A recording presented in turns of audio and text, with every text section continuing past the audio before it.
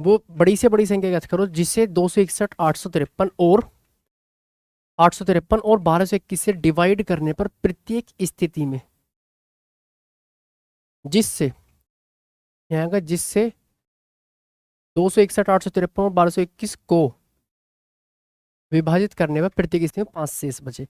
मतलब वो नंबर बताइए इनमें से जिससे जिससे हम अगर इनको डिवाइड करें तो रिमाइंडर 5 बचना चाहिए। तो जो रिमाइंडर 5 बच रहा है उसे 5 हटा दो। इट मीन्स 256 को कंप्लीट डिवाइड करें, यानी 853 है तो कितने 847 नहीं 848, 848 को कंप्लीट डिवाइड करें और 1216 को कंप्लीट डिवाइड करें। तो अगर ऐसा कोई नंबर है जो इन तीनों को डिवाइड कर रहा हो वही आंसर होगा। अगर हम सोल्व करें 18 से तो 18 में 9 आएगा, 9 जो 3 से कटने वाला है, 9 का डिजिटल 6 5 11 13, ये यानी ये ऑप्शन नहीं होने वाला है क्योंकि यही नहीं कट रहा 9 से। तो इसके बाद में आप अगर 16 से चेक करें, 16 से 17 19 को बाद में देंगे क्योंकि ये प्राइम नंबर है। हम 16 से डिवाइड करें, 16 कम 16, 16 का स्क्वायर 256, ये 16 से कट रहा है जी। 16 85, 16 83 ये भी कट रहा है, 16 7 100, 16 96 ये भी कट रहा है, यानी केवल ऑप्शन नंबर सी ऐसा नंबर है जो इन्हें पूरी तरीके से कंप्लीट डिवाइड कर रहा है। ठीक है दोस्त, नेक्स्ट क्वेश्चन। 1 प्लस साइन की पावर 4 माइनस कॉस की पावर 4 जो कॉसेक स्क्वायर है, इसकी वैल्यू क्या होगी?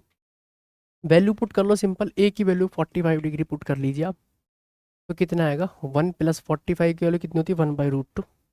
कितनी होती है दोस्त 1/√2 का 4, इसकी पावर 4 माइनस 1/√2 की पावर 4 है क्या नहीं, इंटू कोसेक स्क्वायर जो कि कितने होता है √2 की पावर 2। सिंपली ये चीज़ बन के आएगी, ये तो कट ही जाएगा। तो 1 इंटू √2 का स्क्वायर 2, तो आंसर कितना आएगा 2। This is your correct answer. Next, 3/2, 81/16 और 9/8 का एलसीएम फाइंड करना है। जब भी हमें फ्रैक्शन का एलसीएम फाइंड करना होता है हम क्या करते हैं जी, एलसीएम का फ्रैक्शन फाइंड करने के लिए फ्रैक्शन का एलसीएम फाइंड करने के लिए हम क्या करेंगे, न्यूमरेटर का एलसीएम लेने वाले हैं, 3 का, 81 का और 9 का।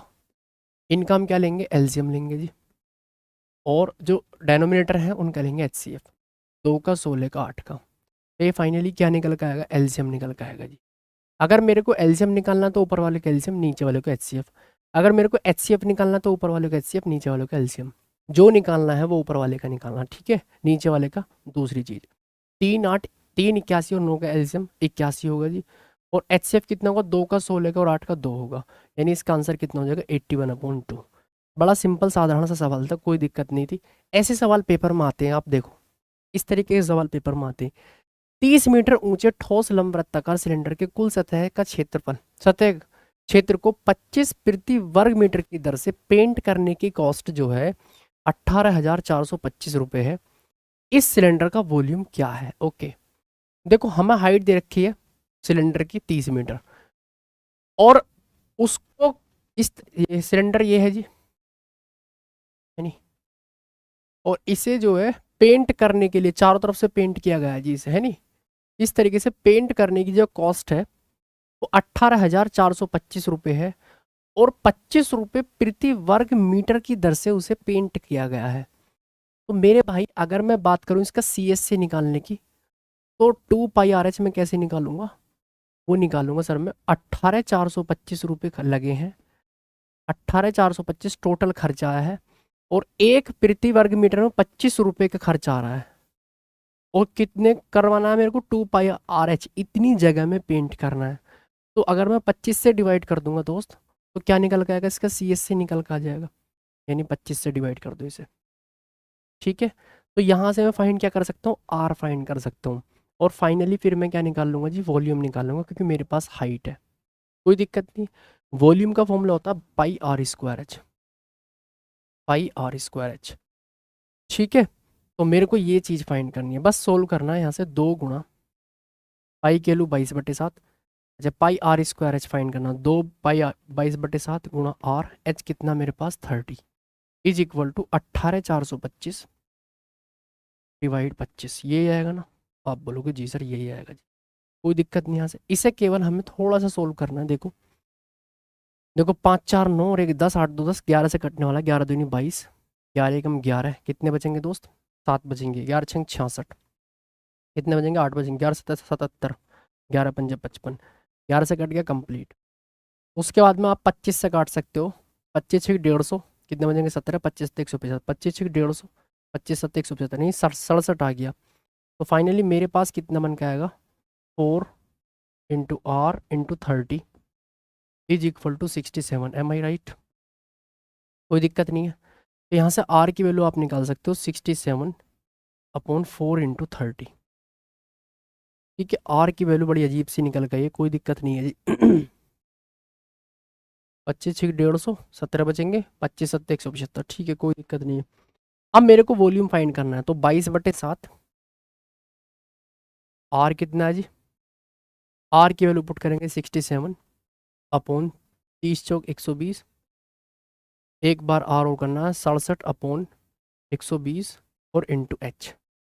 ठीक है, एच कितना है 30 गिवन है मुझे, इसे केवल सोल्व करना है, आंसर आपके सामने आ जाएगा।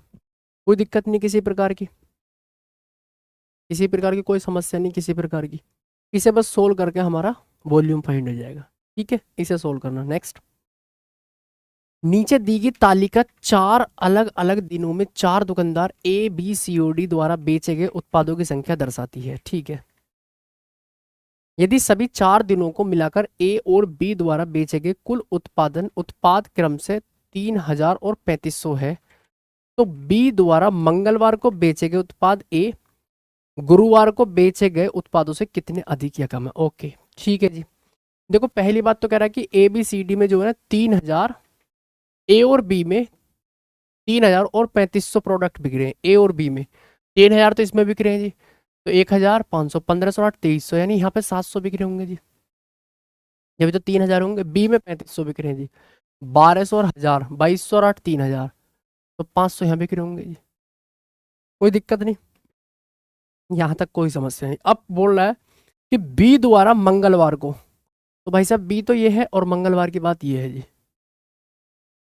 बी द्वारा मंगलवार को बेचे गए प्रोडक्ट ए द्वारा गुरुवार को बेचे गए प्रोडक्ट से कितने अधिक या कम है। ए द्वारा बेचे गए गुरुवार को थर्सडे, कितने कम या अधिक है। आप बोलोगे सर कितने कम है, 200 कम है, 500 माइनस 700 200 कम है ना, तो आंसर कितना आएगा 200 लेस। ए द्वारा बेचे गए उत्पाद से कितने अधिक या कम है, यानी कि 500 कितने कम है ए से, मतलब 500 700 से कितने कम है, 200 कम है, तो 200 लेस आएगा, 200 मोर नहीं आएगा। ठीक है, नेक्स्ट, एक वृत्त के एक त्रिज्याखंड का परिमाप दे रखा है 24 सेंटीमीटर है नी, त्रिज्या 3 सेंटीमीटर, त्रिज्याखंड के क्षेत्रफल की गणना कीजिए। देखो ध्यान से समझना, एक वृत्त का त्रिज्याखंड, त्रिज्याखंड क्या होता है, सर्कल ये है जी, ठीक है ये सेंटर है इसका, त्रिज्याओं से जो बना खंड होता है उसे त्रिज्याखंड बोलते हैं, हम सेक्टर बोलते हैं इसे। यानी इसका एरिया क्या होता है, इसका एरिया होता है pi R square upon theta into pi R square upon 360 into theta, pi R square upon 360 into theta, ये इसका एरिया होता है जी। ठीक है, याद रखना आप। अब थोड़े से दिमाग लगाना हल्का सा, देखो अगर मैं इस आर्क की बात करूं, आर्क की, अगर मैं इस आर्क की बात करूं यहाँ से, इस आर्क की लेंथ कितनी होती है, इसे हम सी से डिनोट करते हैं, आर्क की लेंथ कितनी होती है जी, होती है सर 2 पाई आर, ये पूरी 360 के लिए होती है जी, थीटा के लिए कितनी होगी अगर यहाँ पर एंगल थीटा हो। ठीक है, कोई दिक्कत नहीं, कोई दिक्कत नहीं यहाँ तक, 2 pi are upon 360 into theta. अब मैं यहाँ चलता हूँ, जरा यहाँ से ध्यान समझना, मैं यहाँ पर क्या कर दे रहा हूँ, 2 के ऊपर नीचे गुणा कर रहा हूँ, तो 2 पाई आर अपॉन 360, 2 के ऊपर गई तो 2 के नीचे भी करनी पड़ेगी है नी, और यहाँ पर एक आर और है और थीटा और है, तो यहाँ पर क्या आ गया, ये क्या आ गया जी, 2 pi are upon 360 into theta की जगह मैं क्या रख दूंगा दोस्त, 2 पाई आर, इधर लिखता हूँ मैं, चलो यहाँ पे मैं क्या कर रहा हूँ जी, 2 pi are upon 360 into theta, और एक आर बच गया जी, और 2 ऊपर, 2 के ऊपर गुणा करिए तो 2 के नीचे, इसको क्या लिख सकता हूँ मैं, सी लिख सकता हूँ, सी, तो सी आर अपॉन 2, ये भी एरिया होता है, ये भी क्या होता है, सेक्टर का एरिया होता है। सी क्या, यहाँ पे चाप की लंबाई, arc of length of arc, ठीक है, आर्क्स लेंथ होगी। अब बस यहाँ पर क्या बोल रहा है कि त्रिज्याखंड का परिमाप दे रखा 24, त्रिज्या खंड का परिमाप गिवन है यहाँ पे, सुनना ध्यान से। त्रिज्या खंड का परिमाप को क्या क्या होगा सर, ये त्रिज्या खंड का पूरा परिमाप ही तो, ये त्रिज्या खंड है पूरा, ये परिमाप दे रखा है, ठीक है। इट मीन्स हमें क्या गिवन है, हमें जो गिवन है वो क्या गिवन है, बीटा इसे लिखे रहने दो। हमें गिवन क्या है, हमें जो पार्ट गिवन है वो है जी, हमें दिया हुआ है 2r, यानी दोनों तो रेडियस और प्लस सी, ये गिवन है कितना 24, है नी। तो सी की वैल्यू कितनी आ जाएगी, आर की वैल्यू में दे रखी है 3 सेंटीमीटर, रेडियस 3 है तो 2 3 6 18 आ गया, यानी आर्क लेंथ आ गया 18, आर्क लेंथ कितनी आ गई 18। अब मैं एरिया इजीली निकाल सकता हूँ, एरिया क्या होगा दोस्त, वो होगा सी आर अपॉन 2, यानी 18 थोड़ा आर कितना 3 अपॉन 2, तो कितना आ जाएगा इसका एरिया 27, कितना आ जाएगा दोस्त 27, यानी त्रिज्या खंड का एरिया 27 होगा। नेक्स्ट, 6 सेंटीमीटर और 4 सेंटीमीटर त्रिज्या वाले दो वृत्तों के बीच का अनुप्रस्थ उभयनिष्ठ स्पर्श रेखा की लंबाई क्या है, जबकि उनके केंद्रों के बीच की डिस्टेंस 14 सेंटीमीटर है। देखो ये क्वेश्चन आने के बहुत ज़्यादा चांसेस रहते हैं एसएससी के हर एक एग्जाम में, ध्यान से समझना चीज़ों को। एक सर्कल ये है जी, एक सर्कल ये है, दो तरह की यहाँ पर टेंजेंट्स बन सकती हैं, एक तो बनती है जी कॉमन टेंजेंट और एक बनती है ट्रांसवर्स टेंजेंट। कॉमन टेंजेंट और ट्रांसवर्स टेंजेंट में फ़र्क समझना आप ध्यान से। अगर मैं कॉमन टेंजेंट में इसे ए पॉइंट इसे बी पॉइंट मानूं और यहाँ पर मानूं सी पॉइंट और डी पॉइंट, ये क्या है जी, ये है जी इनके केंद्र के बीच की डिस्टेंस, क्या है दोस्त डी, ये हमारे पास है डी, डिस्टेंस बिटवीन सेंटर, ठीक है, C1 एंड C2। ये क्या है दोस्त, ये है जी R1 और रेडियस R2, ठीक है। अगर मेरे को AB की फाइंड निकाल, AB की लंबाई निकालनी है, AB की लंबाई कैसे निकालेंगे हम, ध्यान से समझना, d² माइनस R1, AB की लंबाई R1 माइनस R2 का स्क्वायर। अगर मेरे को CD की लंबाई निकालनी है, अनुप्रस्थ काट का क्षेत्रफल कम हो, अनुप्रस्थ काट का क्षेत्रफल बोल रहा हूँ, अनुप्रस्थ त्रिज्या, अनुप्रस्थ स्पर्श रेखा जो होगी वो छोटी होगी, यानी छोटी कैसे होगी, इसमें से ज़्यादा घटाना पड़ेगा, R1 प्लस R2 स्क्वायर करना पड़ेगा। तो फाइनली मेरे को AB और CD निकालने के ये फॉर्मूले याद रखने हैं। अगर आपको एग्जाम में एक नंबर चाहिए तो ये दोनों फॉर्मूले आपको याद रखने पड़ेंगे, एक नंबर जरूर आएगा, ये समझ लीजिए आप, इस फॉर्मूले पे क्वेश्चन जरूर आता है। अब मेरे को पूछ क्या रहा है, ये CD की लेंथ पूछ रहा है, इसे बोलते हैं हम ट्रांसवर्सल, ट्रांसवर्सल या transverse common tangent, common tangent, ये याद रखनी है आपको। ट्रांसवर्स कॉमन टेंजेंट जो है वो छोटी होती है जी, किससे, डायरेक्ट कॉमन टेंजेंट से, ठीक है। अब यहाँ पे डी कितना गिवन है, वो कह रहा है कि उनकी जो डिस्टेंस है ना केंद्र के बीच की वो 14 है, तो 14 का square minus R1 plus R2, R1 plus R2 मतलब इनकी रेडियस 6 प्लस 4 10 का स्क्वायर, तो 196 माइनस 196 आएगा, और 96 को 32 या 96 या कितना आएगा, 16 से 96 हो जाएगा, यानी 4√3, 4√6 कितना हो जाएगा दोस्त, 96 का अंडर रूट कितना हो जाएगा, 4√6। तो अगर CD की लेंथ की बात की जाएगी तो कितनी होगी जी, 4√6।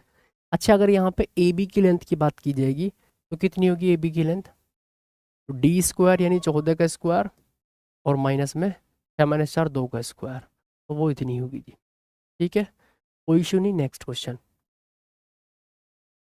सुखवीर ने बिक्री के लिए कुछ खराब होने वाली वस्तु खरीदी, लेकिन उनमें से 30% वस्तुएं बिक नहीं सकी और खराब होगी, ठीक है। हालांकि सुखवीर बाकी वस्तुओं को उस कीमत पर बेचने में कामयाब रहा जिससे उसे 19% का ओवरऑल प्रॉफिट हो जाए, है नी, ओके। सुखवीर द्वारा खरीदी गई प्रत्येक वस्तु के लागत मूल्य से कितने प्रतिशत अधिक पर उसने वह प्रत्येक वस्तु बेची जो खराब नहीं हुई। देखो लागत मूल्य 100% होगा जी, किसी भी, अगर मैं बात करूं किसी भी वस्तु का लागत मूल्य अगर मैं बात करूं 100% होगा। मेरी बात को ध्यान से समझना, 30% वस्तुएं तो बिक नहीं सकी, वो खराब होगी, मतलब अगर टोटल 10 वस्तुएं थी तो 3 तो खराब होगी, और जो खराब होगी उसको तो कोई पैसा मिला ही नहीं, यानी 3 वस्तुओं पर 100% का ही लॉस हो गया, कोई दिक्कत नहीं है।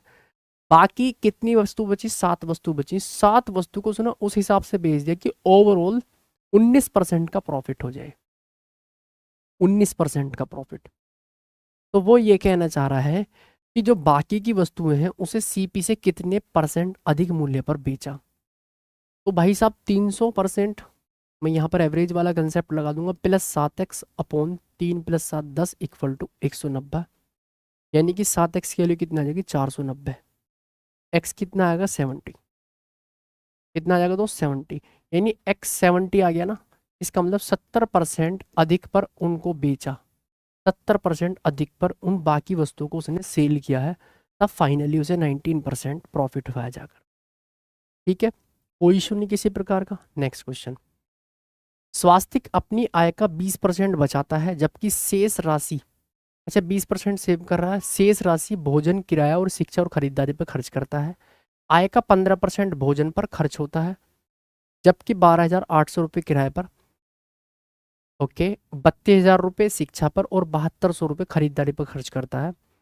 शॉपिंग पर खर्च की रकम कुल खर्च का 11.25% है। शॉपिंग पर खर्च की गई रकम जो कुल खर्च का, ओके ओके, सुनो जरा ध्यान से जरा,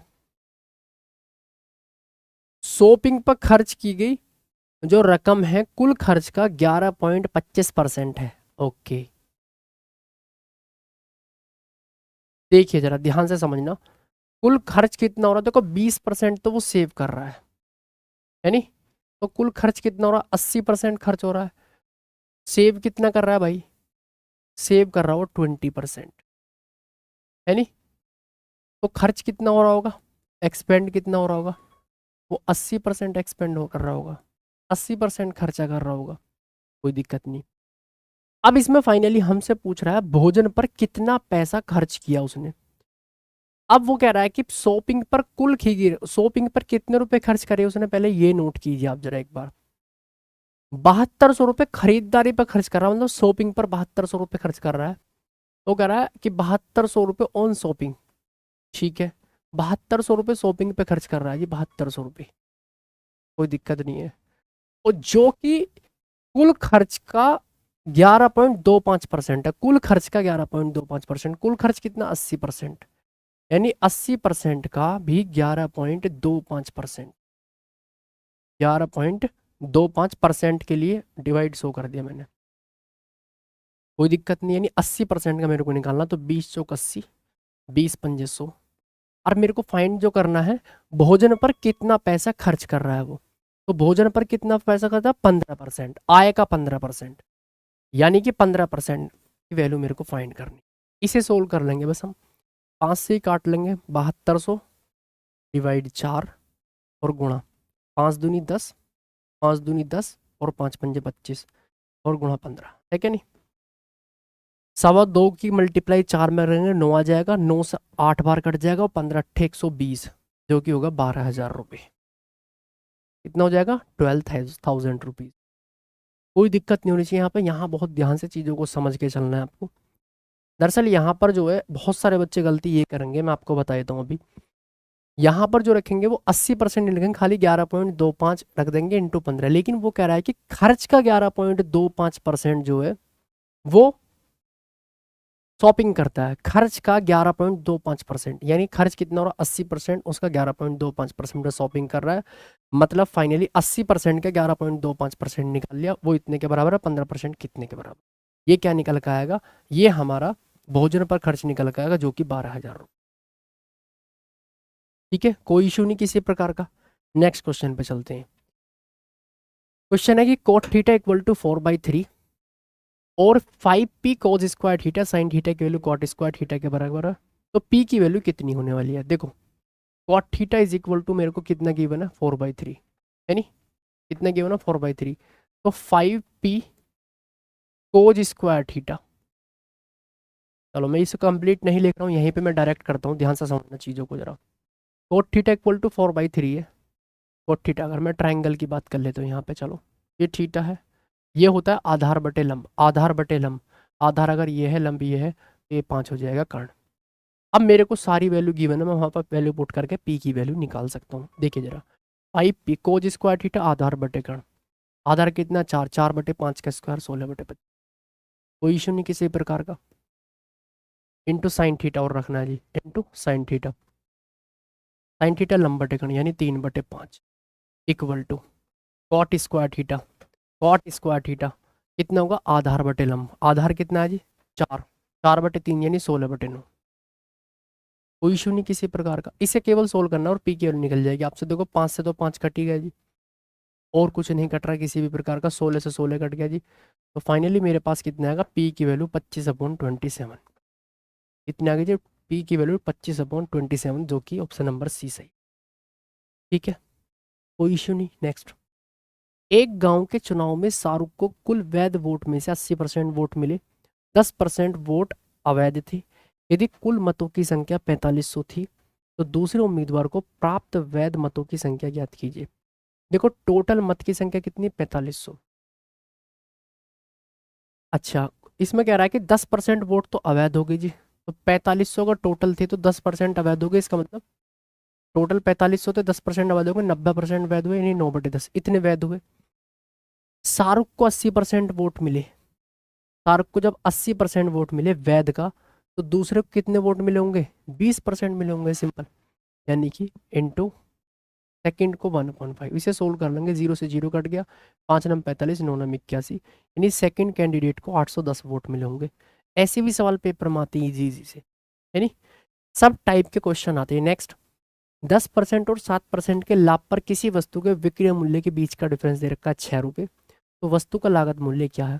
देखो कितना ईजी क्वेश्चन है, 10% और 7% का डिफरेंस कितना है 3% का है, नहीं तो 3% की वैल्यू कितने के बराबर दे रखी है, वो कह रहा है 6 रुपये, तो लागत मूल्य 100% के लिए कितने के बराबर, इसका दुगुना है तो 100% का भी दुगुना 200 रुपये, है नहीं, कोई इशू नहीं किसी प्रकार का। नेक्स्ट क्वेश्चन पे चलते हैं। A square minus B square minus 2bc minus C square upon this इसकी वैल्यू फाइंड करनी है।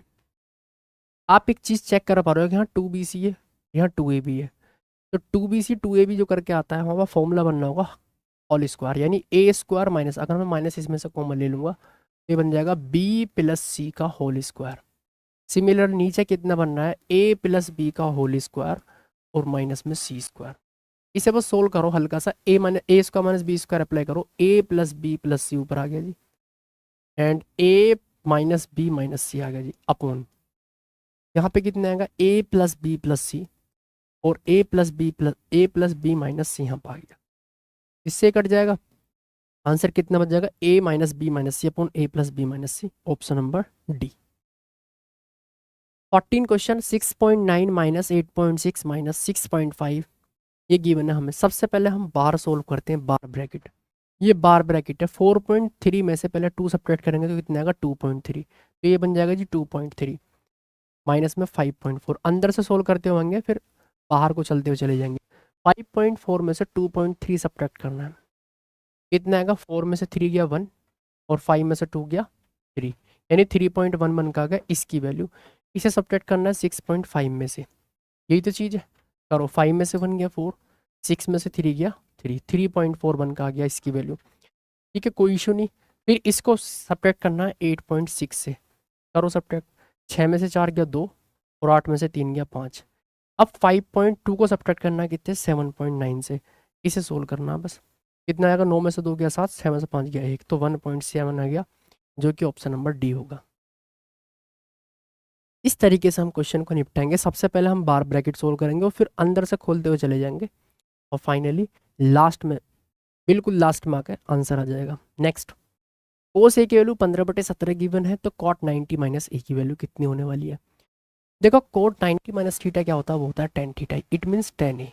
तो मेरे को टेन ए की वैल्यू फाइंड करनी है, सबसे पहली बात तो ये है टेन ए की वैल्यू फाइंड करनी है, कोई इशू नहीं किसी प्रकार का।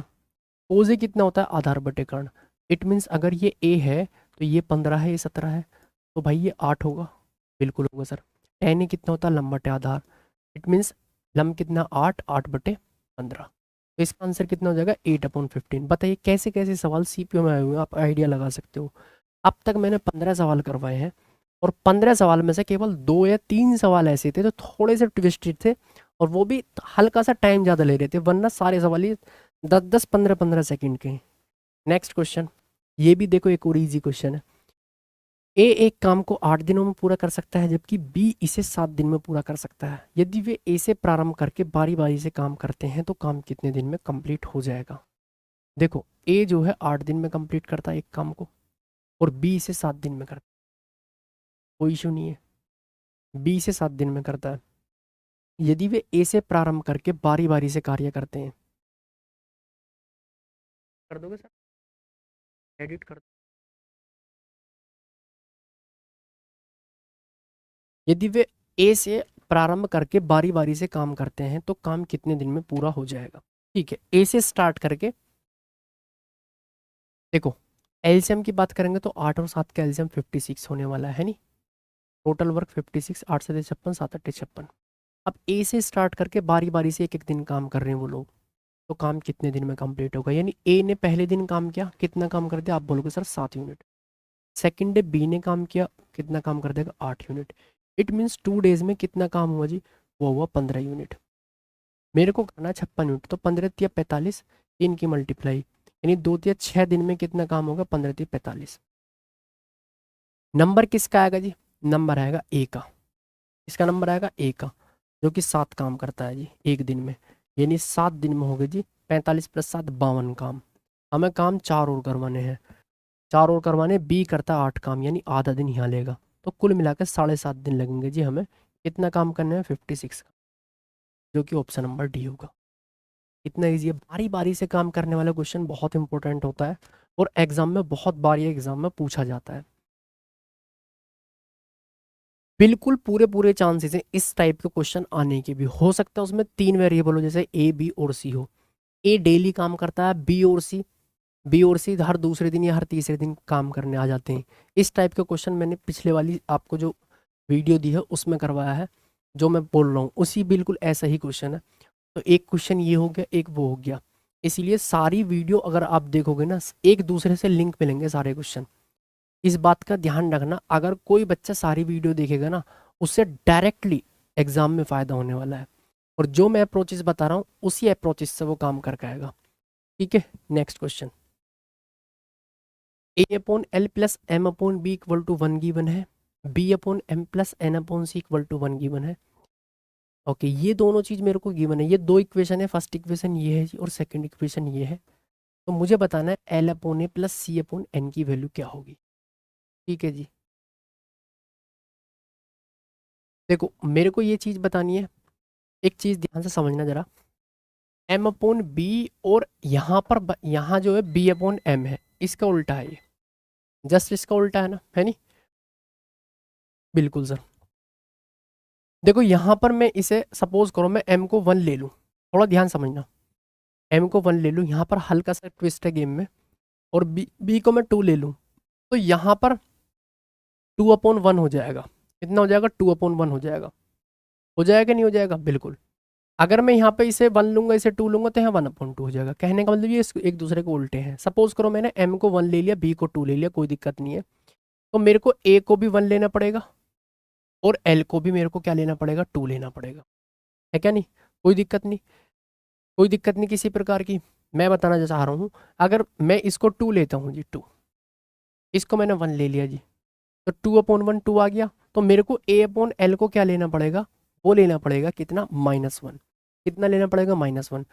इट मीन्स A को मैंने सपोज करो -1 ले लिया जी, A को मैंने -1 ले लिया और B को मैंने 1 ले लिया, B M को मैंने 2 ले लिया है। आप 1 भी ले सकते हो, कोई इशू नहीं है। M को मैंने 1 ले लिया जी, यानी और सॉरी 2 लिख रखा है तो 2 ले लो, और B को मैंने कितना ले लिया, 1। ये इक्वेशन सेटिस्फाई हो जाएगी, 2 - 1 1 बन जाएगा। यहाँ पर बात करते हैं B को मैंने भाई 1/, यहाँ पर 1/2 लेंगे, 1/2 प्लस N को मेरे को 1 लेना पड़ेगा और C को 2 लेना पड़ेगा, है नहीं। अब ये सेटिस्फाई हो जाएंगे दोनों इक्वेशन। अब मेरे को फाइनली बताना है L/A। L/A, L कितना लिया है भाई मैंने, L कितना लिया है, और सॉरी यहाँ पर L है, B जो है ना ये L है। L = 1, L को लिया मैंने 1, 1/-1, ठीक है, प्लस C/N। C कितना मेरे पास, C है जी 2/, एन कितना है भाई साहब, एन है 1, यानी 2 और माइनस का 1 तो उत्तर आ जाएगा 1। फाइनली आंसर कितना आ जाएगा 1। कोई इशू नहीं। नेक्स्ट 1/3, 3/5। आप इसको जो है ना 2 1 लिया मैंने, आप 1 2 करके लेने ला, कोई इशू नहीं है, उससे भी आंसर सेम आएगा। 1/3, 3/5, 4/7, 9/16 का एलसीएम क्या लेने वाले हैं? ऊपर वालों का एलसीएम, नीचे वालों का एलसीएम। ऊपर वालों का एलसीएम कितना आने वाला है? वो आएगा 9 और 3 का एलसीएम तो 9 आने वाला है, और बाकी 9 और 4 का एलसीएम 36। यानी ऊपर का एलसीएम 36 आ गया, नीचे वालों का एचसीएफ लेना। 3 का, 5 का, 7 का, 16 का एचसीएफ कुछ कॉमन नहीं है तो 1 आएगा, यानी इसका एलसीएम कितना आएगा 36। बताइए कितना ईजी सवाल है, चंद सेकंड का सवाल है ना। यानी 18 सवाल हो गए, अभी 2 से 3 सवाल ऐसे हैं जो थोड़ा सा टाइम लिया जिनने, है नी। नेक्स्ट, यदि वर्ष 2019 में, ओके ये पाई चार्ट गिवन है हमें, है नी, परसेंटेज डिस्ट्रीब्यूशन का। If rupees 850 billion were spend in year 2019 for interest on डेब्ट and military, then what would have been the total expenditure for that year. Okay 2019 में कर्ज और सेना पर ब्याज 850 अरब रुपए है। कर्ज और सेना, ओके एक तो मिलिट्री और डेब्ट दोनों को मिलाकर कितने रुपए है, 850 अरब रुपए। तो उस वर्ष का कुल खर्च कितना है, कुल खर्च पूछना चाह रहा है। इट मीन्स हमें 850 अरब रुपए जो दे रखा है, दो चीज का खर्चा दे रखा है, मिलिट्री पर और इंटरेस्ट पे। आजकल इंडिया में यही चल रहा है, मिलिट्री और इंटरेस्ट, ब्याज चुका रहा है और मिलिट्री को दे रहा है। तो 62 प्लस 6 68, यानी 68% के लिए 850 है। हमें फाइनली किसकी वैल्यू निकालनी है, हमें फाइनली बतानी है उस वर्ष का कुल खर्च। कुल खर्च कितना है, टोटल 100%, 62 6 68, 870 80 20 100, टोटल खर्च 100 के 100%। जितना कमाते हैं सारा का सारा खर्च हो जाता है जी, है नी। इसको सोल्व करने के 17 चौक 68, 17 पंजे 85, यानी 50 आ गया, और 4 से 25, 25 25 25 पंजे 125, यानी 1250 अरब रुपए जो है टोटल इनकम है जी। कोई दिक्कत नहीं, 1250 रुपये अरब। नेक्स्ट, यदि साधारण वार्षिक ब्याज देने वाले बैंक खाते में 80 रुपए की राशि 2 वर्ष में 96 रुपये हो जाती है, तो 5 वर्षों के बाद उसी खाते में 62,000 रुपये की राशि कितनी हो जाएगी। बढ़िया सवाल है जी। देखो सिंपल इंटरेस्ट का सीधा सीधा सवाल है। 80 रुपये जो है ना वो 2 साल में कितने हो जाते हैं, 80 रुपये 2 साल में हो जाते हैं 96 रुपीज़। कोई इशू नहीं किसी प्रकार का। 16 पंजे 80, 16 6 96 बोल सकता हूँ ना। यानी 5 से 6 हो गए 2 साल में। 20% का ब्याज होगा 2 साल में, एक 20% का ब्याज 2 साल में हो गया। वो कह रहा है कि 5 वर्ष बाद कितने रुपए हो जाएंगे, 62,000 रुपए की राशि। तो 5 साल में ब्याज कितने भी लगेगा, जब 2 साल में 2 ईयर में ब्याज लग रहा है 20% का, तो 5 साल में कितना लगेगा, 2.5 की गुणा कर दो, यानी 5 साल में कितना लगने वाला है, कितना लगने वाला है, 2.5 की गुणा करेंगे तो 50%, 20 की मल्टीप्लाई 2.5 में तो 50% ब्याज लग जाएगा।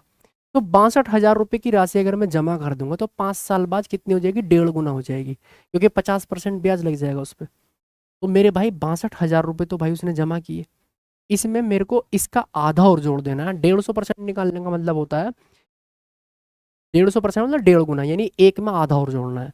तो 62,000 में 62,000 का आधा और जोड़ेंगे, 31,000 रुपये जो होगा।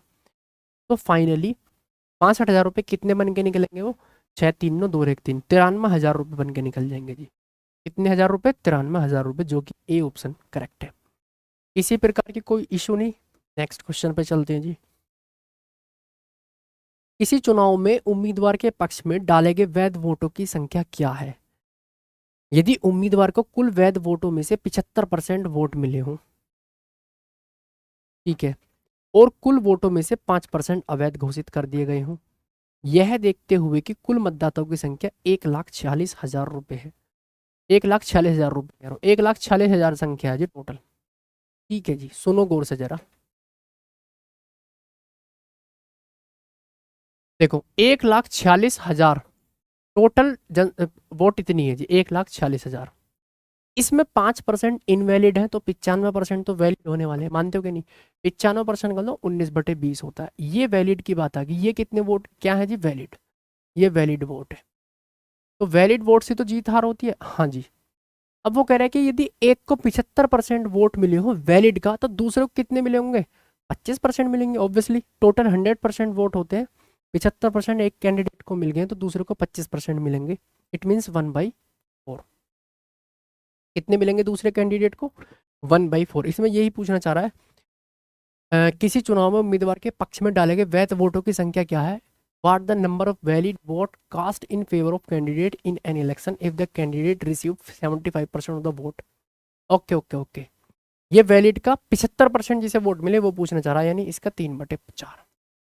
ओके, कोई दिक्कत नहीं है। अच्छा, वो पूछता कि दूसरे कैंडिडेट को कितने मिले, तो भाई 25% मिले, यानी 1/4 निकालना होगा हमें, है नहीं।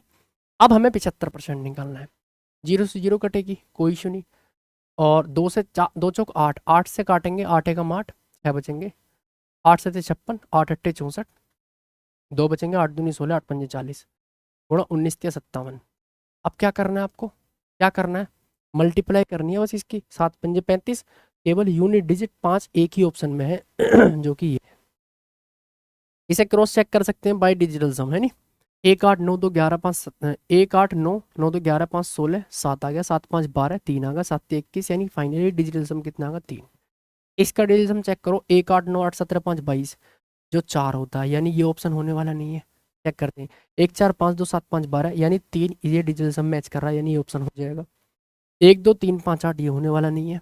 1 6 7 6 13 5 18, ये होने वाला नहीं है। तो फाइनली केवल एक ही ऑप्शन हमें डिजिटल सम के माध्यम से मिल पाया है, जो हमने यूनिट डिजिट से भी निकाल दिया था।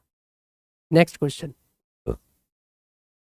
अगर बाई चांस यहाँ पर यूनिट डिजिट, अगर यूनिट डिजिट से निकलता तो डिजिटल सम से निकलता, और डिजिटल सम से नहीं निकलता तो फिर यूनिट डिजिट से निकलता। एक मेथड से निकलता और एक मेथड से भी निकलता, फिर आपको केवल मल्टीप्लाई ही करनी पड़ती, कोई सॉल्यूशन नहीं है। या फिर आपको क्या करना पड़ता, इसका 19 का मल्टीपल चेक कर सकते थे हम। 19 एक प्राइम नंबर है। जब भी ऐसी कैलकुलेशन आए ना, तो वहां पर आपको प्राइम नंबर चेक कर लेना है कि प्राइम नंबर पे भी आप ऑप्शन एलिमिनेट कर सकते हो प्राइम नंबर के मल्टीपल से, ठीक है, जो इंपॉर्टेंट होता है एग्जाम में। नेक्स्ट, 1 लाख रुपए की राशि 7% प्रति वर्ष की दर से 5 वर्ष के लिए वार्षिक चक्रवृद्धि ब्याज के लिए ली गई। चक्रवृद्धि ब्याज की गणना कितनी है? देखो ध्यान से समझना, 1 लाख रुपए की राशि ली गई जी, 7% प्रति वर्ष की दर से 5 साल के लिए चक्रवृद्धि ब्याज। रुपए के सबसे करीब पूछना चाह रहा है जी, सबसे करीब कौन सा होने वाला है? देखो ध्यान समझना, 5 सत्ते 35, अगर सिंपल इंटरेस्ट की बात करूंगा तो 5 सत्ते 35% होगा। जो 35% कितने होगा? 35,000 रुपये हो जाएगा इसका। 1 लाख का 35% कितने होगा? 35,000 रुपये। इट मीन्स देखो, ये तो ऑप्शन कहीं से कहीं तक होने वाला है नहीं। जो सबसे करीब है मेरे को वो बताना है जी। तो सबसे पहले आप क्या कर सकते हो, क्या कर सकते हो? आइडिया लगाना है हमें। आइडिया यहाँ पर एग्जैक्ट नहीं निकालने लग जाना। आइडिया कैसे लगाएंगे हम, देखो ध्यान से समझना। अगर मैं 7% गेट से 2 साल का सीआई की बात करूंगा तो आप बोलोगे सर 14.49 आएगा जी, 14.49, लगभग 14.5%। मानते हो कि नहीं? 14.5%। फिर 2 साल का उसके साथ और कंबाइन कर दो, तो 14.5 प्लस 14.5 29, तो ये आएगा जी, है नहीं। 14.5 की मल्टीप्लाई 14.5 में करनी है जी, है नहीं। सुनना ध्यान से जरा, और डिवाइड बाई 100 करना है, यही तो है। तो 29 प्लस 14.5 कहूँगा, 14.5 में करना बहुत ईजी है। 5 पंजे 25, 25 आ गया जी। और 15 की मल्टीप्लाई 14 में कर दो जी, तो 15 14 में कितना होता है जी? 15 चौका 60, 15 का 15 6 21, यानी 210। तो 210.25 आएगा बटे 100। तो फाइनली मैं निकाल सकता हूँ कि 29 2 31.1, 31.1 कितना आएगा दोस्त? 31.1 या 31.1 ही मानो, 31.1% आ गए 4 साल के लिए। अब मेरे को 1 साल और निकालना है जी, तो 31.1 प्लस 7 प्लस 31.1 गुणा 7 और बटे 100, यही तो। 31 प्लस 7 38.1 प्लस 7 एकम 7, 7 एकम 7, 7 थे 21 अपॉन 100, यानी कितना आएगा? 38 2 40, तो 40.2 कितना आएगा दोस्त? 40.2, 40.2, यानी कि 40.2%। जब मैं 1 लाख का 40.2% निकालूंगा तो 567 नहीं आने वाला, 40,000 नहीं आने वाला, लगभग 40,255 आएगा, ठीक है। जो सबसे करीब होगा वो ये होगा। लेकिन 40,200 आ रहा है ना, देखो ये 40.2% का मतलब कितना है? 1 लाख का 40.2%, 40,200, है नहीं। तो लगभग में 40,255। बेहतरीन सवाल था, टॉप का। क्या करना है आपको? आइडिया लेना है बस हल्का सा, ठीक है, आइडिया लेना है। लगा तो सकते थे हम आंसर यहाँ भी, लेकिन 210, 336, 504 का सबसे छोटा सामान्य गुणज, इट मीन्स द लीस्ट 504, मतलब सामान्य गुणज का मतलब एलसीएम की बात कर रहा है वो। एलसीएम निकालेंगे जी 210 का, 336 का और 504 का, ये तो है, कोई दिक्कत नहीं। देखो सिंपल सिंपल सी बात ये है, ये देखो 504 डिजिटल सम कितना आ रहा है, 549, यानी 9 से कटने वाला नंबर तो ऑप्शन में जरूर होना चाहिए। 9 से कटने वाला नंबर जरूर होना चाहिए। सबसे छोटा नंबर चेक करते हैं सबसे पहले एलसीएम में, तो ये तो होने वाला नहीं है जी। 3 3 6 6 12 ये भी नहीं होने वाला जी। 4 5 9 5 15 ये भी नहीं होगा। केवल एक ही ऑप्शन है 5040, जो कि 9 का मल्टीपल है। कोई भी 9 का मल्टीपल नहीं है, जबकि 9 का मल्टीपल जरूर आना चाहिए, क्योंकि 504 9 से कटता है। तो देखो कितना आसान हो गया। एलसीएम निकालने की जरूरत पड़ी हमें, नहीं पड़ी। ऐसे भी क्वेश्चन पेपर में आपको देखने को मिलेंगे, लेकिन ऐसा नहीं है कि सभी बच्चे कर देंगे इस तरीके से। बहुत सारे स्टूडेंट इसके एलसीएम निकालने में लगेंगे, और एलसीएम निकालने के लिए भाई साहब इसे कम से कम 2 मिनट चाहिए। 2 मिनट, 2 मिनट में एलसीएम निकाल पाएंगे, दूसरा बच्चा आगे बढ़ जाएगा। 4 सेंटीमीटर व्यास वाले गोलार्ध के कुल पृष्ठीय क्षेत्रफल और घुमावदार पृष्ठीय क्षेत्रफल के बीच का डिफरेंस पूछ रहा है। ठीक है जी। देखो कुल पृष्ठीय क्षेत्रफल और घुमावदार, घुमावदार का मतलब कितना होता है, उसका कर्व्ड सरफेस एरिया है, नहीं कर्व्ड सरफेस एरिया। जैसे इस तरीके की बात कर रहा है वो, ये क्या है जी, ये मेरे भाई हेमिस्फेयर है, हेमिस्फेयर। टोटल सरफेस एरिया कितना होगा, टोटल सरफेस एरिया होगा पाई आर स्क्वायर का आधा प्लस पाई आर स्क्वायर। ध्यान से समझना, अगर मैं कुल पृष्ठीय क्षेत्रफल की बात करूं, इसके कुल पृष्ठीय क्षेत्रफल तो होगा पाई आर स्क्वायर का आधा प्लस ये मेरे भाई ये क्या है 4 पाई आर स्क्वायर का आधा। क्योंकि अगर मैं स्फेयर की बात करता हूँ, स्फेयर की, ये स्फेयर है जी, स्फेयर है नी, ये स्फेयर है। इसका अगर मैं स्फेयर की टीएसए की बात करूँ तो 4 पाई आर स्क्वायर होगा जी। अब मेरे को इसका आधा कर दिया तो इसका आधा हो जाएगा 4 पाई आर स्क्वायर का आधा प्लस ये जो बनना है, ये सर्कल बनना है पाई आर स्क्वायर। क्या इसका 3 pi R square total surface area होता है किसका, हेमिस्फेयर का। ये टीएस से होता है दोस्त, एग्जाम में पूछा जाता है ये। अगर मैं इसके सी एस से की बात करूँ तो सी एस से कितना होता है जी, सी एस से 2 pi R square, simply 2 pi R square. तो इनका डिफरेंस कितना है जी, वो पूछ रहा डिफरेंस ही तो पूछ रहा पाई आर स्क्वायर। सिंपल रेडियस हमें दे रखी है 2 सेंटीमीटर, तो 2 का स्क्वायर 4 पाई है। इनका डिफरेंस कितना जाएगा 4 पाई, जो कि ऑप्शन नंबर ए है। ठीक है। देखो मेंसुरेशन में फॉर्मूले याद होना बहुत ज़्यादा ज़रूरी है, ट्रिगो में फॉर्मूले याद होना बहुत ज़्यादा ज़रूरी है नहीं, ये चीज़ें बहुत ज़्यादा इंपॉर्टेंट है। नेक्स्ट, पी और क्यू एक साथ एक काम को 30 दिन में कंप्लीट कर सकते हैं। क्यू और आर एक साथ समान काम को 24 दिन में कर सकते हैं। आर और पी 20 दिन में कर सकते हैं। उन्होंने एक साथ काम शुरू किया, लेकिन क्यू और आर ने 10 दिन बाद काम छोड़ दिया। शेष काम को पूरा करने में पी को और कितने दिन लगेंगे, हमसे पूछ रहा है। देखो पी और क्यू जो है वो एक काम को 30 दिन में करता है जी, है नी। क्यू और आर 24 दिन में करता है जी, 24 डेज में। ठीक है जी। आर और पी 20 दिन में करते हैं जी, ओके। 3 लोग हैं जी, टोटल वर्क 120 होगा जी। 30 चौक 120, 24 पंज 120, 20 छः 120। अगर मैं तीनों के कंबाइंड इफिशियंसी की बात करूँ तो 2 पी हैं, 2 क्यू हैं, 2 ही आर हैं। तो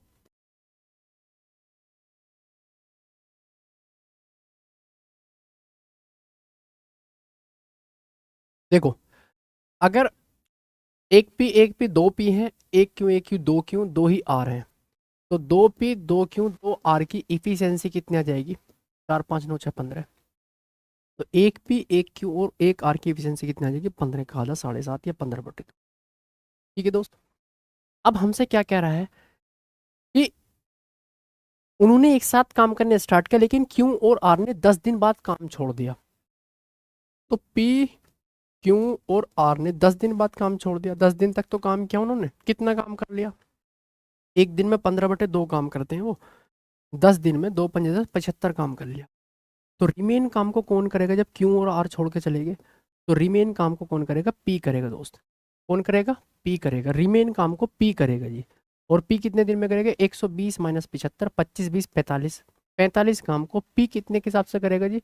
पी की इफिशियंसी कैसे निकालेंगे हम, देखो तीनों की कंबाइंड इफिशियंसी 15/2 है। इसमें से क्यू और आर की घटा दो जी। 15/2 में से कितने जाएंगे 5, यानी 2.5 बचेंगे, यानी 5/2। तो 5/2 से डिवाइड करेंगे, 5 9 45, 9 दूनी 18, यानी कि रिमेन काम को पी 18 डेज में निपटा देगा। कोई दिक्कत नहीं है, ये समझ गए ना। मैंने क्यू की पी की जो इफिशियंसी निकाली है, तीनों में से क्यू और आर की घटाई है, यानी 15/2 और माइनस में क्यू और आर की इफिशियंसी कितनी है 5, जो कि 2.5 आएगा, मतलब 5/2 से मैंने डिवाइड किया यहाँ पे। Find the value of cos 65 upon sine 25 plus 5 sine 19 upon cos 71 minus 3 cos 28 upon sine 62। देखो साइन और cos जो है अगर क्वाड्रेंट हम पढ़ते हैं तो साइन cos में चेंज होता है, cos साइन में चेंज होता है। कॉम्प्लीमेंट्री एंगल चेक करने आपको 65 और 25 90 होते हैं। अगर इस तरह की कंडीशन गिवन है तो कंप्लीट वो कटेगा। यहाँ भी 71 19 90 होते हैं, साइन cos में चेंज होता है, और सेम यहाँ भी साइन cos में चेंज होते कट जाएंगे। यानी हमारे पास 1 + 5 और -3, यानी 5 + 1 6, 6 - 3 3। ये भी क्वेश्चन एग्जाम में बहुत बार पूछा जाता है, कॉम्प्लीमेंट्री एंगल वाला। मैं आपको बताता हूँ, साइन कॉस में चेंज होता है, साइन किस में चेंज होता है कॉस में, और कॉस किस में चेंज होता है साइन में चेंज होता है। अगर बात करूँ सेक, सेक किस में चेंज होता है कोसेक में, और कोसेक किस में चेंज होता है साइन में, सॉरी सेक में। टेन किस में चेंज होता है जी कोट में, और कोट किस में चेंज होता है जी टेन में। ये आपको चीज़ याद रखनी है, ये चीज़ याद रखनी है आपको। नेक्स्ट, कॉम्प्लीमेंट्री एंगल पे क्वेश्चन बहुत बार पूछा जाता है। एक दुकानदार को 55 रुपये प्रति किलोग्राम और 70 रुपये प्रति किलोग्राम मूल्य के 2 प्रकार के चावल को किस रेशो में मिलाना चाहिए ताकि मिश्रण की औसत लागत 65 रुपीज़ प्रति किलोग्राम हो। In what ratio must a shopkeeper mix 2 types of rice worth ₹55 per KG and ₹70 per KG so that the average cost of mixture is ₹65 per kilogram. यहाँ पर सिंपल सिंपल से दो राइस का rate दिया हुआ है और उनका कंप्लीट एवरेज गिवन है। तो जब हमें दो रेट गिवन हो, कंप्लीट एवरेज का रेट गिवन हो, तो वहाँ पर एलिगेशन यूज़ करेंगे हम। यानी 55 रुपये 55 रुपीज़, और दूसरा रेट दे रखा 70 रुपये, और बोथ का अगर हमें बोथ का एवरेज गिवन है औसत 65, तो एवरेज जो होगा वो दोनों के बीच में होगा, सिंपल सी बात है। यानी 70 से कम है, देखो ये 65 कितना कम है 5, यहाँ पर ये कितना ज़्यादा है 10, ये 5 से कम 5, 5 दूनी 10। तो यहाँ पर क्या निकल के आएगा उनका, इसमें पूछना चाह रहा है किस रेशियो में मिलाना चाहिए, तो क्वांटिटी निकल के आएगी, क्वांटिटी क्या निकल गया कि दोस्त क्वांटिटी। बात समझ गए होगे, कई बार क्वेश्चन पेपर में। नेक्स्ट क्वेश्चन देखते हैं जी कि the number of students enrolled in painting classes is approximately what percentage of these enrolled in singing classes।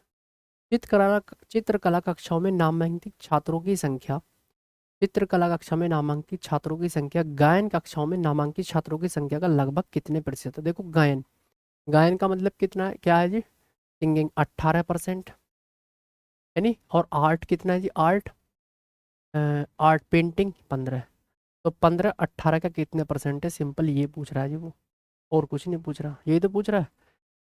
Painting classes, अच्छा अच्छा, पेंटिंग जो है ना, पेंटिंग, पेंटिंग ये है जी painting, painting classes approximately 5% of the singing classes. तो 15 18 कितने परसेंट है ये पूछ रहा है। देखो 3 छंग 18, 3 पंजे 15, और 5/6 बहुत ही ज़्यादा इंपॉर्टेंट होता है। 5/6 83%, अप्रॉक्स 83%। अगर मैं इसकी बात करूँ कंप्लीट, तो 5/6 कितना होता है 83 से ही 1/3%, लेकिन वो अप्रॉक्स पूछ रहा है, तो वो कितना होने वाला है जी 83%। नेक्स्ट,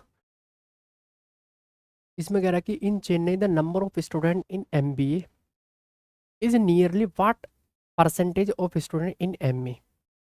चेन्नई में MBA में छात्रों की संख्या, MA में छात्रों की संख्या का लगभग कितने परसेंट है। चेन्नई की बात करते हैं, यहाँ चेन्नई दिख रहा है जी आपको, यानी चेन्नई में छात्रों की संख्या, देखो ये चेन्नई है भाई साहब, यानी चेन्नई में छात्रों की संख्या MBA में, MBA ये रहा जी 1342, 1342 है जी, है नी। MA में छात्रों की संख्या का लगभग कितने परसेंट है, MA कहाँ है जी, ये रहा जी MA 1666। तो 1666 का लगभग कितने परसेंट है, ये हमें फाइंड करना है, सिंपली ये चीज़ फाइंड करनी है नी। देखो अगर मैं बात करूँ 16 × 8 128 होता है जी, और 16 × 9 144 होता है जी। 144 तो ज़्यादा हो जाने वाला है नहीं, अगर मैं 16 में 144 करूँगा तो 144 तो है नहीं, तो 1342 है, तो 90 से तो कम है, 99 तो हो नहीं सकता, ये भी नहीं हो सकता है नहीं। अगर 16 अट्ठे ये तो हो नहीं सकता, 16 अट्ठे 128, 16 अट्ठे होता है 128, लगभग 128 से ज़्यादा है, तो केवल बी ऑप्शन जाएगा। ये आइडिया आपको लगाना है, यहाँ पर सोल्व करने नहीं बैठना है आपको, ये आइडिया इस तरीके से लग जाएगा, सीधे सीधे ऑप्शन भी इसी तरह के गिवन है जिससे आइडिया ईजिली लग जाएगा। 16 सत्ते 112 भाई, 112 कहाँ है यहाँ पे, ये तो 1342 है। 16 का लगभग 100%, 100% तो है ही नहीं है, तो ये 90%, 90% से कम होगा तो ये वैसे ही कम हो जाएंगे। 80% 16 अट्ठे 128 होता है, ये सही जाएगा बिल्कुल। क्वेश्चन 30 की बात करते हैं। एक conical shape vessel has a radius of 21 centimetre and has slant height of 25 centimetre. If the curved part of the vessel is to be painted white, find the cost of painting at the rate of 1.5 rupees per centimetre square. एक शंक्वाकार आकार के बर्तन की त्रिज्या दे रखी है 21 centimetre और तिरछी ऊंचाई दे रखी है 25 सेंटीमीटर, ठीक है। यदि बर्तन के घुमावदार हिस्से को सफेद रंग से रंगना है तो 1.5 रुपये प्रति सेंटीमीटर की स्क्वायर की दर से पेंटिंग की लागत पूछ रहे। देखो एक कौन है, ये रही देखो कौन, इस तरीके से कौन होती है, टोपी जो है जोकर वाली है नहीं, बर्थडे टोपी जो होती है, ये कौन होती है। अब इसमें क्या कहना चाह रहा है, इसमें ये कहना चाह रहा है कि ये जो इस पर पेंट कर रहा है मेरे को घुमावदार पे, इस पर पेंट करना है, ये इसका एरिया कितना होता है, कर्व्ड सरफेस एरिया बोलते हैं इसे, ये होता है पाई आर एल। क्या होता है दोस्त, पाई आर एल। यानी कि मेरे को पाई की नीड है, आर की नीड है, एल की नीड है, पाई आर एल, बात समझ रहे हो ना। पाई की नीड है, आर की नीड है, एल की नीड है। मेरे को एल गिवन है स्लेंट हाइट, वो करा है कि इसकी तिरछी ऊंचाई 25 है, यानी कि 25 सेंटीमीटर है, यानी ये 25 सेंटीमीटर है। रेडियस कितनी गिवन है 21, आर कितनी गिवन है 21, ठीक है, कोई इशू नहीं किसी प्रकार का। हमें फाइंड जो करना है, पेंटिंग की लागत फाइंड करनी है। पेंटिंग घुमावदार चीज पर करेंगे ना, यानी उसका एरिया जितना भी होगा उसकी मल्टीप्लाई 1.5 में कर देंगे, क्योंकि 1.5 रुपये प्रति सेंटीमीटर स्क्वायर की कॉस्ट जा रही है। तो कॉस्ट कितनी निकल के आएगी, इसका पहले आप एरिया निकाल लो घुमावदार, वो होता है कितने सेंटीमीटर स्क्वायर निकल के आएगा, और इसमें किसकी गुणा कर देंगे 1.5 की, ये कॉस्ट निकल के आ जाएगी। पाई के लू 22/7, आर कितना है दोस्त 21, और एल कितना है जी हमारे पास 25 इंटू 1.5, इसे सोल्व करना है बस, और कुछ नहीं। देखो सिंपल कट रहा है, 7×21 मल्टीप्लाई करनी है, देखो 22, पहले 2 की मल्टीप्लाई कर इसमें करो, 1.5 दूनी 3 हो जाएगा, 25 या 75×11, 75×11, 11 का मल्टीपल आप चेक कर सकते हो, 11 का मल्टीपल जो होगा वो इसका करेक्ट आंसर होगा। चेक करते हैं फर्स्ट, 11 दूनी 22, 2 बचेंगे, 11 दूनी 22, 11 पंजे 55, 11 से कट रहा है कंप्लीट, ये नहीं कट रहा 11 से, क्या कट रहा है 11 से 77, 5 ये कट रहा है जी 11 से, 11 कम 11 ये नहीं कट रहा, यानी 2 ऑप्शन तो बिल्कुल कट गए, 2 ऑप्शन तो कट गए जी, है नी। 11×3×5 = 15, 3×7 = 22, 11 दूनी 22, यानी 2200 से ज़्यादा आने वाला है, जो कि 2475 है, ठीक है दोस्त, कोई इशू नहीं। नेक्स्ट वो कह रहा है कि the average percentage of marks obtained by all student in Hindi, सभी विद्यार्थियों द्वारा हिंदी में प्राप्त अंकों का एवरेज पूछ रहा है जी। सभी विद्यार्थियों द्वारा हिंदी में प्राप्त अंकों का एवरेज, मतलब ए स्टूडेंट जो है, ए स्टूडेंट ऐसा है जो हिंदी में 100 में से 85% लेकर आया, नहीं 85 मार्क्स, ये 80 मार्क्स, ये 75 मार्क्स, ये 70 मार्क्स, ये 100 में से गिवन मार्क्स है, इसका मतलब ये परसेंटेज ही है। 100 में से गिवन मार्क्स जो होंगे उतने ही परसेंट होंगे, 100 में से 80 मार्क्स इसका मतलब 80%, 85 मार्क्स से 85%, यानी पहला कैंडिडेट ए कैंडिडेट जो है वो 85% लेगा, दूसरा 80% लेगा, तीसरा 75% लेगा, और चौथा 70% लेगा। अगर एवरेज निकालना है सबको, जोड़ अपॉन 4 करो जी सबका जा, 85 + 75 90, 7 160, 160 + 80 240, 240 + 70 280, 280, 240 + 70 कितना होगा भाई, 240 + 70 310, 310 अपॉन 4, 4 सत्ते 28, कितने बचेंगे 4 सत्ते 28, 3 बचेंगे, 4 सत्ते 28, 4 पंजे 20, यानी 70.5% विद्यार्थी उनका औसत है जी, अंकों का औसत। Next, A is directly proportional to B, B is directly indirectly proportional to C, and C is directly proportional to D। Okay, A और डी के बीच में रिलेशन बताना है जी, सिंपल सी बात है यार, ये तो बहुत कॉमन सी चीज़ है। ए इज डायरेक्टली प्रोपोर्शनल दे रखा है अगर हमें बी के, और बी डायरेक्टली प्रोपोर्शनल सी के है नहीं। तो भाई जब बी डायरेक्टली इनडायरेक्टली प्रोपोर्शनल सी के है, तो मैं बोल सकता हूँ ए भी भाई साहब क्या होगा, इनडायरेक्टली प्रोपोर्शनल सी के होने वाला है नहीं। ए भी किसके हो जाएगा, क्योंकि बी है और ये डायरेक्ट नहीं, तो ए भी सी के हो जाएगा जी। फिर फाइनली बोल रहा है सी डायरेक्टली प्रोपोर्शनल डी के है, इसका मतलब ए जो है वो 1/d हो जाएगा, तो ए 1/d आ जाएगा जी। ए इनडायरेक्टली प्रोपोर्शनल टू डी, या ए जो है डी के व्युत्क्रमानुपाती है, में से बोलेंगे। ठीक है, कोई इशू नहीं। नेक्स्ट, रीमा रेखा से 5/4 गुना तेज दौड़ती है। इसे देखते हुए रीमा ने एक दोस्ताना दौड़ प्रतियोगिता में रेखा को 50 मीटर की बढ़त दी। ठीक है, उस आरंभिक बिंदु से कितनी दूर है जहां रीमा और रेखा दोनों मिलते हैं। देखो ध्यान से समझना, रीमा रेखा से तेज दौड़ती है जी, है नहीं भाई साहब। रीमा जो है रेखा से 5/4 गुना तेज दौड़ती है। तो भाई साहब रेखा, वो ये कह रही कि रेखा ने बोल दिया कि रीमा एक काम कर, तुझे 50 मीटर की मैं छूट दे रही हूँ आपको। तो रेखा को जो है, रीमा को उसने यहाँ तक की छूट दे दी, यानी 50 मीटर की जो है उसने उसे 50 मीटर का उसने उसे पहले ही दौड़ा दिया, बढ़त दे दी उसने, है नहीं। और इसके आगे वो कहीं जाके कहीं ना कहीं मिलेंगे, क्योंकि रेखा की जो स्पीड है, अच्छा रीमा की स्पीड है रेखा से, तो भाई रीमा लिख लो यहाँ पे, यहाँ रेखा लिख लो, कोई इशू नहीं है। यहाँ तो रीमा है जी, और यहाँ रेखा है जी। ठीक है, कोई इशू नहीं है। कहने का मतलब ये है कि यहाँ पर जो है ना, वो 5 की स्पीड से ये तो 5 की स्पीड से दौड़ रही है, 5 मीटर पर सेकंड मान लीजिए, है नहीं। और यहाँ पर 4 मीटर पर, क्योंकि मीटर की बात चली तो मीटर पर सेकंड में ही स्पीड मान के चलेंगे। तो मेरे भाई, आपने टाइम स्पीड डिस्टेंस का कंसेप्ट पढ़ा होगा, जितनी डिस्टेंस हमें कवर करनी है और रिलेटिव स्पीड से कवर करवा दो। ये 50 मीटर पीछे है ना, ये भी दौड़ रही, ये भी दौड़ रही है, तो ये 50 मीटर को कवर किस स्पीड से करेगी, तो 50 मीटर को कवर करेगी इन दोनों की रिलेटिव स्पीड, मतलब 5 - 4, यानी फाइनली 50 सेकंड में इसे वो पकड़ लेगी। 50 सेकंड में वो रेखा को पकड़ लेगी जी, रेखा से मिल जाएगी कहीं यहाँ पर जाके। रीमा और रेखा दोनों मीट कर जाएंगी, रीमा एंड रेखा दोनों यहाँ पर आ जाएंगी जी। ठीक है, मानते हो क्या नहीं, 50 सेकंड में। तो इसमें ये पूछना चाह रहा है कि आरंभिक बिंदु से कितनी दूरी है जहां सीमा और रेखा दोनों मिलते हैं। तो भाई 5 मीटर प्रति सेकंड के हिसाब से दौड़ी और 50 सेकंड तक दौड़ी, तो स्टार्टिंग पॉइंट से डिस्टेंस कितनी हो जाएगी, डिस्टेंस कितनी हो जाएगी दोस्त, आप बोलोगे सर डिस्टेंस हो जाएगी, 5 मीटर पर सेकंड की स्पीड से दौड़ी और 50 सेकंड तक दौड़ी, तो 250 मीटर डिस्टेंस हो जाएगी, यानी जहां पर वो मीट किए वो शुरू से 250 मीटर दूर। ठीक है, कोई इशू नहीं किसी प्रकार का। नेक्स्ट क्वेश्चन पर मूव करते हैं।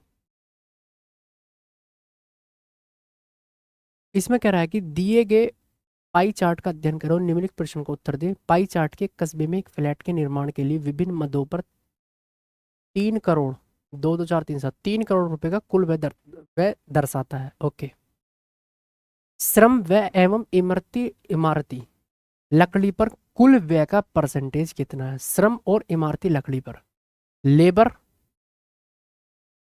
लेबर पर और टिम्बर पर, लेबर और टिम्बर पर कुल व्यय का कितने प्रतिशत है।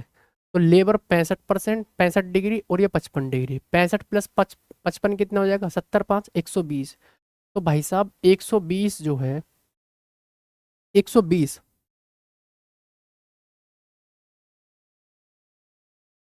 इतने तो आएगा ना, 65 + 5 70, 70 5 50, 120 डिग्री जो है ना इन दोनों पर व्यय हो रहा है। बाकी टोटल कितना व्यय है जी, 360 डिग्री, और इंटू 100। इसका आंसर गलत दिया है, इतने परसेंट आएगा, जो कि 12×36 33 से 1/3% होगा। इसे करेक्ट कर लेना है, 33 से 1/3%। ठीक है दोस्त, नेक्स्ट क्वेश्चन। एक शंकु जिसका आधार, देखो यहाँ पर इस चीज का कोई काम नहीं है, ये 3 करोड़ रुपए कोई काम नहीं है, यहाँ पर केवल परसेंटेज पूछ रहा है। तो यहाँ पर जो हमें ये एंगल वैल्यू दी है, एंगल वैल्यू, इससे ही काम चल जाएगा। ये टोटल 360 होगा, देख लो कर लो, 5 5 10 5 15 5 20, कैरी 2 2 6 8 5 13 3 16 4 20 7 27 36, 360 डिग्री। तो पूरा सर्कल का एंगल 360 होता है।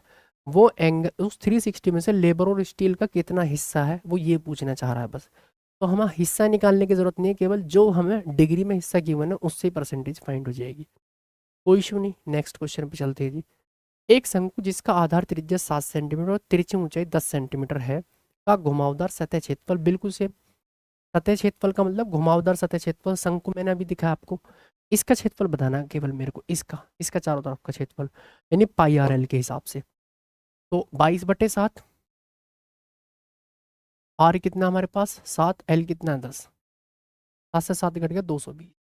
तो 220 सेंटीमीटर स्क्वायर इसका क्या हो जाएगा सी एस से। नेक्स्ट क्वेश्चन पर मूव करते हैं जी।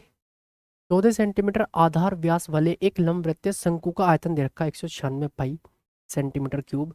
इस शंकु की लंबवत ऊंचाई पूछ रहा है जी। देखो शंकु का वॉल्यूम कितना होता है 1/3 पाई आर स्क्वायर एच। आर कितना है भाई साहब 14 का स्क्वायर, सॉरी ये व्यास की बने, तो रेडियस कितनी हो जाएगी जी 7 का स्क्वायर इंटू एच। 196 पाई के बराबर है, पाई से तो पाई कट जाएगा जी, है नहीं, पाई से पाई कट गया, तो 1/3 49 इंटू एच। 196 के 49 चौक 196 होते हैं जी, तो एच के लिए कितने हैं कि 4 या 12, यानी फाइनली शंकु की जो ऊंचाई होगी वो 12 सेंटीमीटर। कोई दिक्कत नहीं किसी प्रकार की। Next question. जॉन अकेले एक काम को 20 दिन में कर सकता है, जबकि रवि उस काम को अकेले 28 दिन में कर सकता है। यदि दोनों एक साथ काम करते हैं तो वे उसी काम को कितने दिन में पूरा कर सकते हैं। देखो जॉन पर्सन है एक, वो एक काम को 20 दिन में करता है, जबकि रवि जो है उस काम को 28 दिन में करता है। तो टोटल काम अगर मैं मानूं 140 है जी, तो 20 × 7 140, 28 × 5 140। यदि दोनों एक साथ काम करते तो उस काम को कितने दिन में पूरा कर देंगे, यानी जॉन और रवि दोनों मिलकर उस काम को, दोनों की ताकत लग जाएगी जब 140/7 5 12 है, यानी 4 से 35 बार, 4 से 3 बार, तो 3 × 11 = 33, 11 से ही 2/3 दिन में उस काम को निपटा देंगे जी। नेक्स्ट, बिल्कुल ये भी इस टाइप का क्वेश्चन है। ए बी और सी एक काम को 20 दिन, 30 दिन और 60 दिन में कर सकते हैं। यदि ए प्रतिदिन काम करता है और हर तीसरे दिन बी और सी भी उसके साथ काम करते हैं तो काम कितने दिन में पूरा होगा। सिंपल सी बात है, ए मेरे भाई 20 दिन में करता है जी, बी जो है वो कितने दिन में करता है 30 दिन में, और सी पर्सन जो है वो 60 दिन में करता है। ए प्रतिदिन काम करता है, हर तीसरे दिन बी और सी उसकी मदद के लिए आते हैं। टोटल वर्क 60 है जी, 20 से 60, 30 दूनी 60, 60 एकम 60। कोई दिक्कत नहीं यहाँ तक, यानी टोटल जो है 60 वर्क की इफिशियंसी निकाल ली हमने। ए प्रतिदिन काम करता है लेकिन हर तीसरे दिन बी और सी आ जाते हैं। ए ने 2 दिन तक तो काम किया होगा तभी तो बी और सी आए होंगे। ए 2 दिन तक 6 काम कर दिया जी, अब ए बी और सी दो तीनों आ गए जी, मतलब तीनों लोग काम करेंगे एक दिन। 3 2 5 और 1 6 यूनिट, यानी कुल मिला के 3 डेज में कितना वर्क हुआ 12। मेरे को कितना वर्क करवाना है 60, तो 5 की मल्टीप्लाई इधर भी कर दो, 5 की मल्टीप्लाई इधर, यानी टोटल 15 डेज में 60 यूनिट वर्क हो जाएगा। ये इस सवाल का आंसर हो। नेक्स्ट क्वेश्चन पे चलते हैं जी। इस टाइप का क्वेश्चन जो है ना एग्जाम में पूछा जाता है, बारी बारी वाला क्वेश्चन, ठीक है। डीआई का क्वेश्चन देखिए एक और।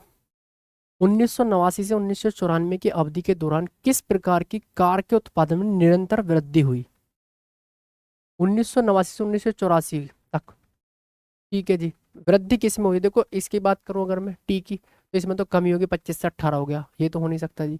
अगर मैं इसकी बात करूं 4 6 10 16 20 31 87, ये 87 तो टोटल होगा, यानी यही एक ऐसा नंबर है जिसमें वृद्धि हो रही है लगातार।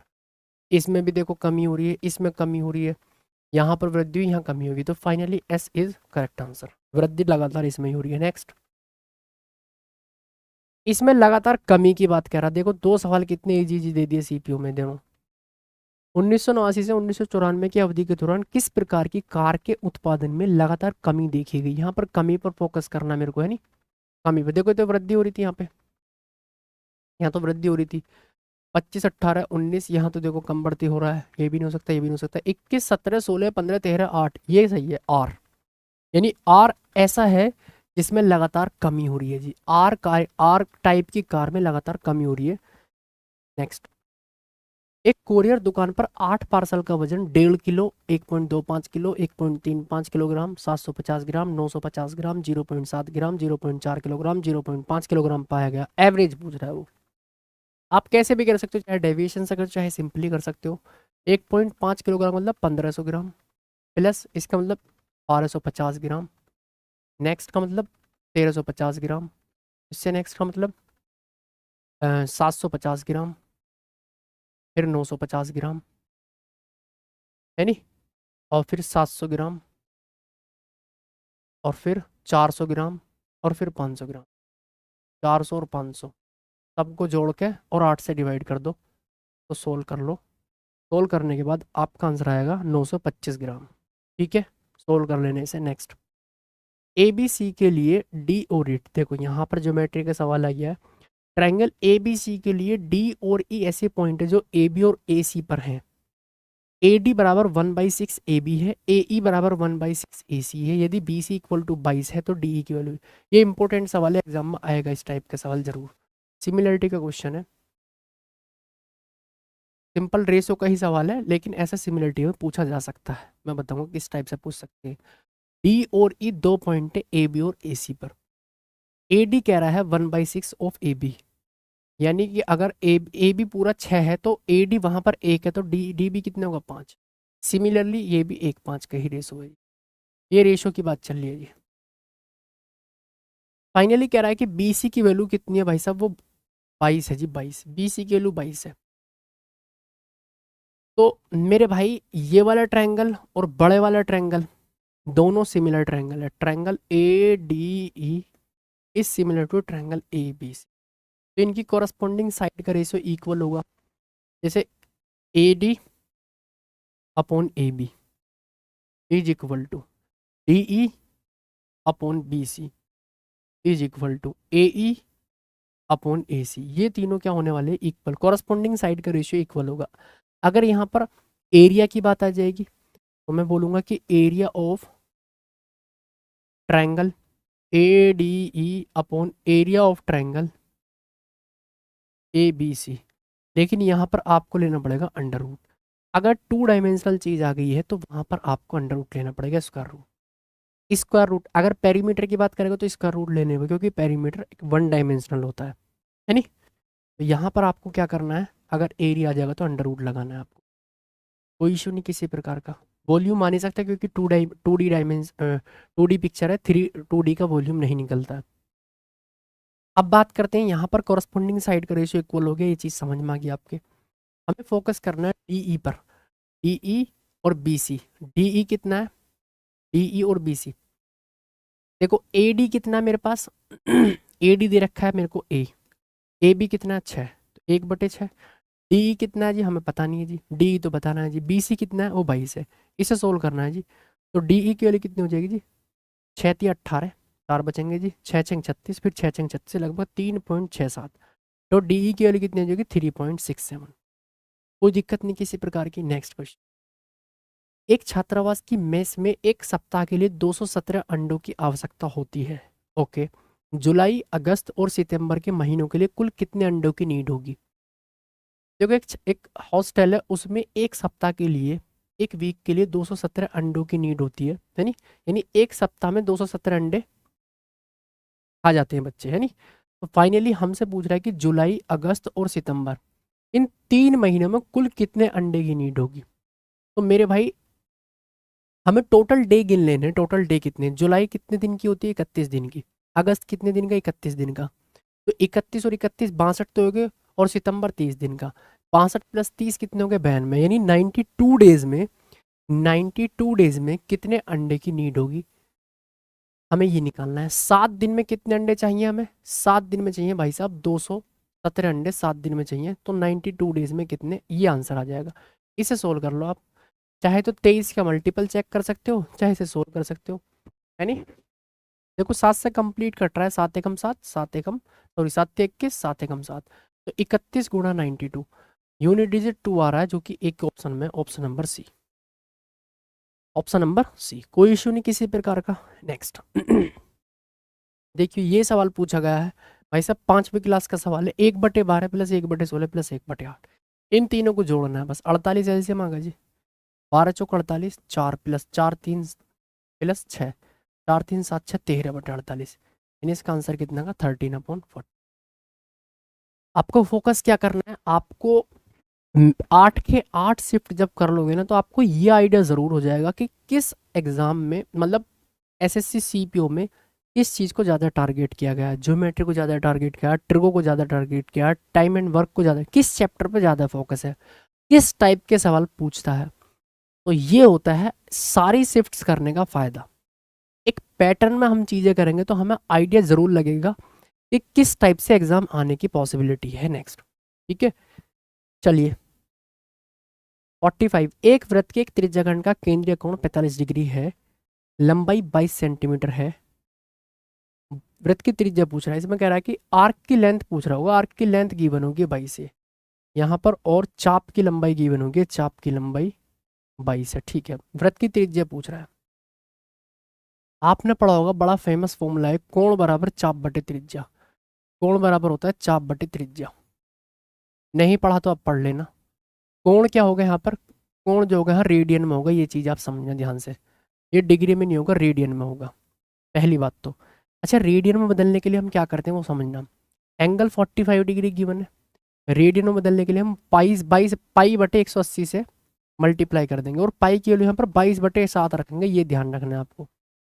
चाप कितने गिवन है, चाप की लंबाई भाई साहब वो 22 गिवन है, रेडियस हमें फाइंड करनी, ये यहाँ पर आर रख दी मैंने। तो 45 चौक होता है 180, पाई की वैल्यू 22/7 गुणा 4 ऑलरेडी है यहाँ पर, तो 22/r, 22 से 22 कट जाएगा, आर की वैल्यू कितने की 28, यानी कि रेडियस कितनी आ जाएगी 28 सेंटीमीटर, वृत्त की त्रिज्या कितनी आ जाएगी 28 centimetre. Okay next question 46 question है कि यदि अंकित मूल्य लागत मूल्य से 75% अधिक है तो अंकित मूल्य पर 40% डिस्काउंट दिया गया, इसमें प्रतिशत लाभ पूछ रहा है जी।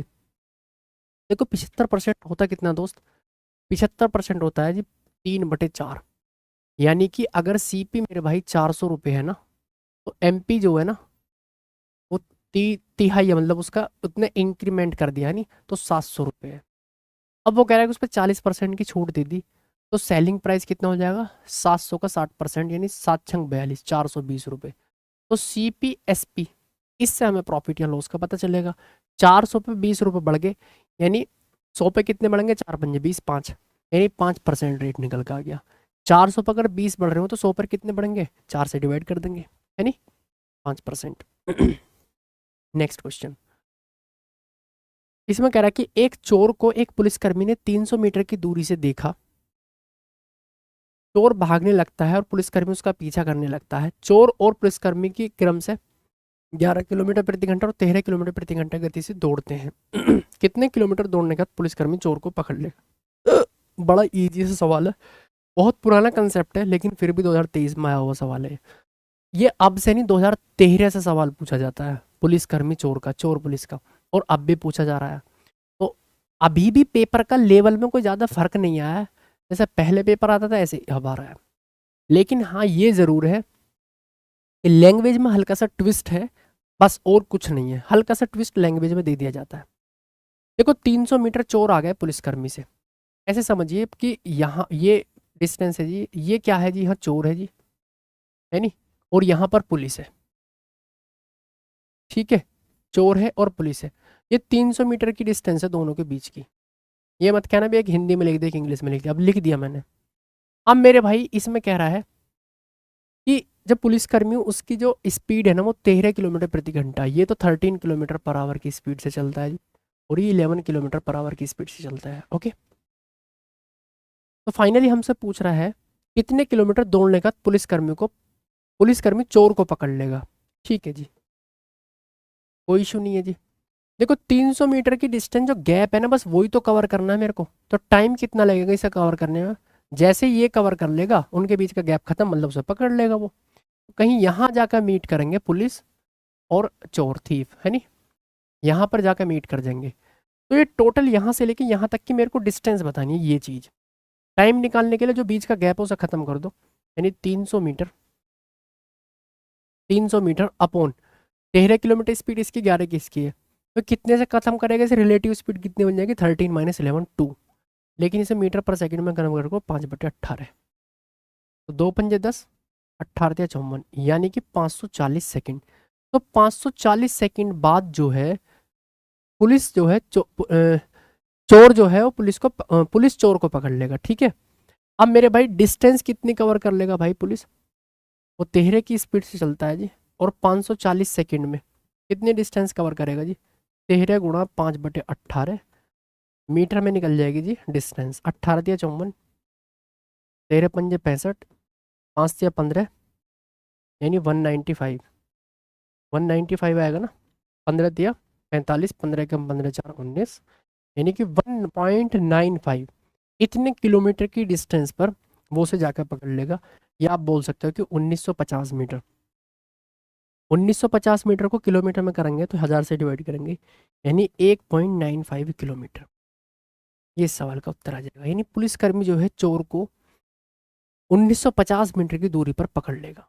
ठीक है दोस्त, स्टार्टिंग से। नेक्स्ट, अच्छा अगर चोर ने कितनी डिस्टेंस कवर करी इसके बाद में, तो फाइनली हम क्या बोलेंगे जी? चोर ने यहाँ से जो डिस्टेंस कवर की वो 195 माइनस 300 यानी 1950 माइनस 300 1650 आ जाएगा। लेकिन वो यही पूछेगा टोटल डिस्टेंस कितनी कवर हुई। 1940 रुपये के अंकित मूल्य वाली एक वस्तु को 15% के डिस्काउंट पर बेचेगा, सेलिंग प्राइस पूछ रहा है। देखो कितना ईजी से सवाल दे दिया। सारे सवाल मुझे लगता है 4-5 सवाल को छोड़ के सारे सवाल बहुत ईजी हैं। 4-5 सवाल भी ईजी लेकिन हल्के से कैलकुलेटिव थे वो, जैसे CI का क्वेश्चन था एक 5 साल का, 15% का डिस्काउंट था तो मेरे भाई 17/20, 1 0 से 1 0 कट गई, 2 नियम 18, 2 7 14, यानी 7 7 49, यूनिट डिजिट 9 होने वाली है जो कि 3 ऑप्शन में। तो 17 7 119, 11 कैरी 11, 17 नंबर 136, 36 147, तो 1479 रुपये में जो है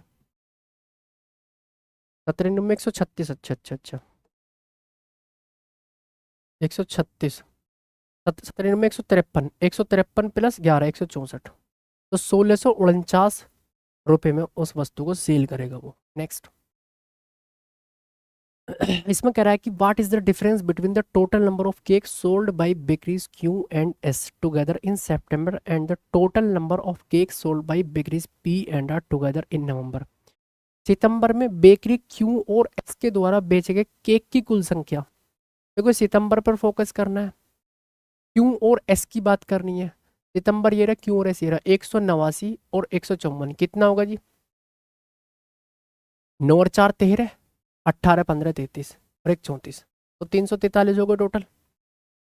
नवंबर बेकरी में P और R द्वारा बेचे गए कुल संख्या के बीच का डिफरेंस पूछ रहा है। नहीं, नवंबर में P और R, नवंबर में P ये रहा जी और भाई R ये रहा जी। इन दोनों को जोड़ लो, 168 का 2 गुना 2 8 16, 336 आएगा जी। घटाना है तो 7 आ जाएगा।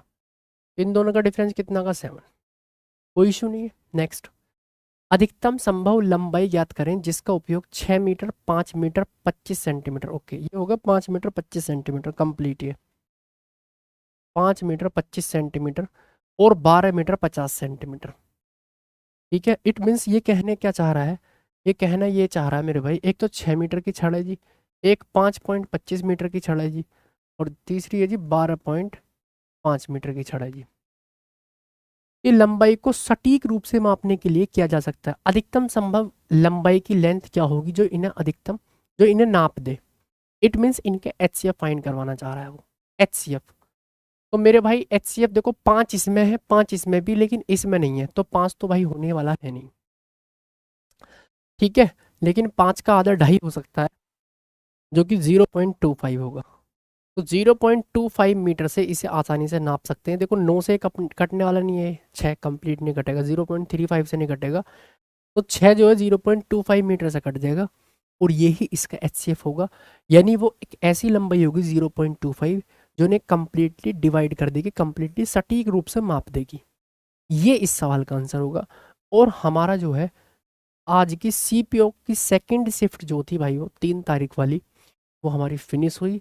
आपको कैसा लगा इसका सॉल्यूशन जो मैंने करवाया है? बहुत आराम से करवाया है, बड़े प्यार से करवाया है।